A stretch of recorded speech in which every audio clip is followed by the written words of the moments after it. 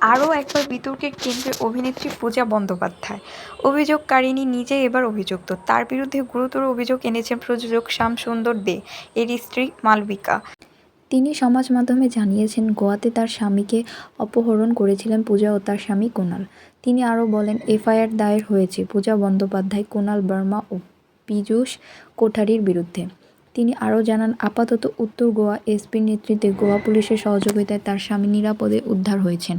মালবিকা তার পোস্টে লিখেছেন, ব্যবসায়িক সফরে গোয়ায় থাকাকালীন শ্যাম যখন একটি ভাড়ার গাড়ি চালাচ্ছিলেন, তখন হঠাৎ পূজা ব্যানার্জি নেতৃত্বাধীন দল তার পথরোধ করে এবং তাকে একটি অজানা স্থানে জোর করে নিয়ে যায়।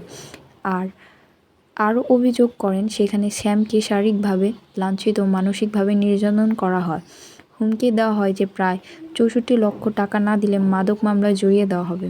চরম ভয়ের মধ্যেও নজরদারির মাঝে শ্যাম ২৩ লক্ষ টাকা পরিশোধ করেন, যার মধ্যে কলকাতায় পূজার সহকারী মুনমুনের কাছে নগদ অর্থ এবং পূজা ও কুণালের ব্যাংক অ্যাকাউন্টে আরটিজিএস ট্রান্সফার রয়েছে।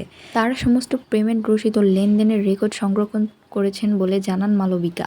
তার দীর্ঘ পোস্টে তিনি আরও লিখেছেন, এই ঘটনা শুধু একটি গুরুতর অপরাধ নয়, এটি একজন বন্ধুর প্রতি বিশ্বাসঘাতকতা ও বিশ্বাসভঙ্গ। শ্যামের ওপর শারীরিক ও মানসিক নির্যাতনের পাশাপাশি আমাদের পুরো পরিবার এই ঘটনার ফলে গভীর মানসিক ক্ষতির সম্মুখীন। আমরা সম্পূর্ণ আইনি পথে বিষয়টি মোকাবেলা করছি এবং বিচার ব্যবস্থার ওপর আমাদের পূর্ণ আস্থা রয়েছে। আমি সকল সৃজনশীল সমাজের সদস্যদের সতর্ক থাকার আহ্বান জানাই।